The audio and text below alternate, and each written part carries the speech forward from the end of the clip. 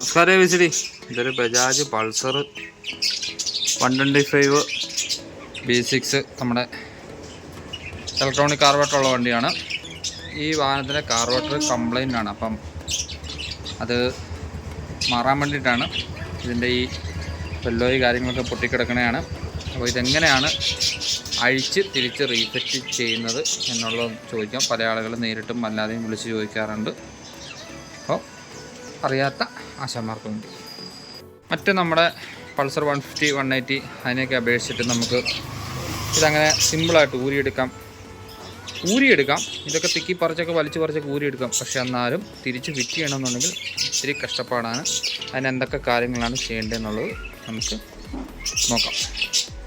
കാർബറേറ്ററിൻ്റെ part number വന്നിട്ട് DH121267 4951 രൂപ. Carburettor അഴിക്കാൻ വേണ്ടിയിട്ട് ഈ എയർ ഫിൽറ്റർ ബോക്സ് ഊരി എടുക്കേണ്ടതായിട്ടുണ്ട്. അതിന് നോർമൽ ഈ right side holder step normal അഴിക്കുന്ന പോലെ അഴിച്ചെടുക്കണം. റൈറ്റ് സൈഡ് ഹോൾഡർ സ്റ്റെപ്പ് നമുക്ക് ഇതിങ്ങനെ പൂർണ്ണമായിട്ട് ഊരി എടുക്കണ്ട, ഇങ്ങനെ ലൂസ് ചെയ്തെടുക്കുക. മൗത്തിൻ്റെ പുറകിൽ ഈ അല്ലെങ്കിൽ ലൂസ് ചെയ്തിട്ട് പത്തിൻ്റെ ഈ എയർ ഫിൽറ്റർ ബോക്സ് ഫിറ്റ് ചെയ്തേക്കണം. 1, 2, 3 ഈ 3 ബോൾട്ട് ലൂസ് ചെയ്തിട്ട് എയർ ഫിൽറ്റർ ബോക്സ് പുറത്തേക്ക് ഊറ്റിയിട്ടിരിക്കണം. ഫിൽറ്റർ ബോക്സ് പുറത്തേക്ക് വരുന്നതിന് മുമ്പ് ഈ എയർ ഫിൽറ്ററിൻ്റെ ഇൻടേക്കിൽ വരുന്ന ഈ ഒരു മൗത്ത് അതൊന്ന് ഊരിയെടുത്ത് വെക്കുക. അല്ലെങ്കിൽ നമ്മളിതിങ്ങനെ പുറത്തേക്ക് എടുക്കുന്ന സമയത്ത് ഇവിടെ തട്ടും. ബാറ്ററി ഊരിയെടുക്കണമെന്നില്ല, ഇതിങ്ങനെ ഇവിടെ ഇരുന്നോളും, കുഴപ്പമൊന്നുമില്ല. ഊരിയെടുത്ത് വെച്ചാൽ അത്രയും നല്ലത്. ഞാനിപ്പോൾ ബാറ്ററി ഊരുന്നില്ല, ഇതിവിടെ ഇരുന്നോളും. എയർ ഫിൽറ്റർ ബോക്സ് ഇത്രയും കാര്യം കഴിയുമ്പോൾ ഇതിങ്ങനെ സിമ്പിളായിട്ട് പുറത്തോട്ട് ഊരിക്കും.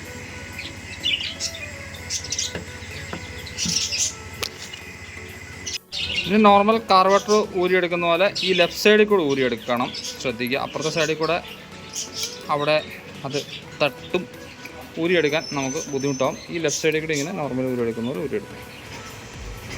കാർബറേറ്റർ മാറുമ്പോൾ നമ്മൾ പ്രത്യേകം ശ്രദ്ധിക്കേണ്ട കാര്യം കാർബറേറ്ററിൻ്റെ ഈ ഒരു സ്ലീവ് മാനിഫോൾഡിനോട് വരുന്നത് കാർബറേറ്റർ ബെല്ലോ എന്നൊക്കെ പറയും. ഇതിവിടെ എപ്പോഴും നമ്മൾ പുതിയതിടാൻ ശ്രദ്ധിക്കുക. തിരിച്ച് കാർബറേറ്റർ ഫിറ്റ് ചെയ്യുന്ന സമയത്തും ലെഫ്റ്റ് സൈഡിൽ കൂടെ തന്നെ ഇങ്ങനെ കയറ്റുക. അഴിച്ചതുപോലെ തന്നെ തിരിച്ച് സെറ്റ് ചെയ്യുക. തിരിച്ച് സെറ്റ് ചെയ്യുമ്പോൾ ശ്രദ്ധിക്കേണ്ട കാര്യം എന്ന് വെച്ചാൽ ആദ്യം എയർ ഫിൽറ്റർ ബോക്സ് പിടിപ്പിച്ച് കാർബറേറ്റർ സെറ്റ് ചെയ്ത് എയർ ഫിൽറ്റർ ബോക്സ് പിടിപ്പിച്ചതിന് ശേഷം ഈ 3 ബോൾട്ടും മുറുക്കിയതിന് ശേഷം ഇവിടെ കറക്റ്റായിട്ട് നമ്മുടെ ആ കാർബറേറ്ററിൻ്റെ ആ ഹോസ്, ബാക്കിലത്തെ ഹോസ് കറക്റ്റായിട്ട് കാർബറേറ്ററിൽ വന്ന് കയറും. അഥവാ കയറിയില്ലെങ്കിൽ ജസ്റ്റ് നമ്മുടെ വണ്ണം കൂടിയ മൈനസ് കൊണ്ട്, എഡ്ജ് ഷാർപ്പല്ലാത്ത മൈനസ് കൊണ്ട് നോർമൽ NSൻ്റെ ഒക്കെ കാർബറേറ്ററിൻ്റെ ഹോസ് നമ്മൾ കയറ്റുന്ന പോലെ ജസ്റ്റ് ഒന്ന് തിക്കി കൊടുത്താൽ മതി. NSൻ്റെ കയറ്റുന്ന പോലെ ഈ കാർബറേറ്ററിൻ്റെ ഹോസ് എയർ ഫിൽറ്റർ ബോക്സിൽ നിന്ന് വിടിയിക്കൊന്നും വേണ്ട, കറക്റ്റായിട്ട് വന്ന് കയറും. അഥവാ കയറിയില്ലെങ്കിലത്തെ കാര്യമാണ് പറഞ്ഞത്. ഓക്കെ. അതുപോലെ തന്നെ എയർ ഫിൽറ്റർ ബോക്സ് ഇപ്പുറത്തെ സൈഡിൽ, ലെഫ്റ്റ് സൈഡിൽ ഈ ബാറ്ററിയുടെയൊക്കെ താഴെയായിട്ടൊരു ബുഷ് വെച്ചിട്ട് ആ ബുഷിൻ്റെ ഉള്ളിലേക്ക് എയർ ഫിൽറ്റർ ബോക്സിൻ്റെ ആ ഒരു ഇത് കറക്റ്റായിട്ട് കയറി കിടക്കണം. ഇല്ലെന്നുണ്ടെങ്കിൽ കാർബറേറ്റർ കറക്റ്റായിട്ട് സൂട്ടാവില്ല. ഇതുകൂടി ഒന്ന് ശ്രദ്ധിക്കുക. ഓക്കെ.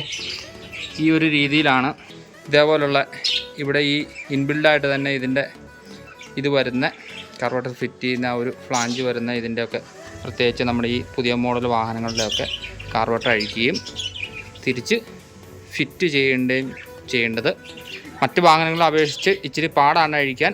അതനുസരിച്ചിട്ടുള്ള ലേബർ കാര്യങ്ങളൊക്കെ നമ്മുടെ സഹോദരങ്ങൾ മേടിക്കുക. ഓക്കെ. എല്ലാവരുടെയും ചെറിയൊരു അറിവിലേക്കായി പങ്കുവയ്ക്കുന്നു. സാറിനാണ് എറണാകുളത്തു നിന്നും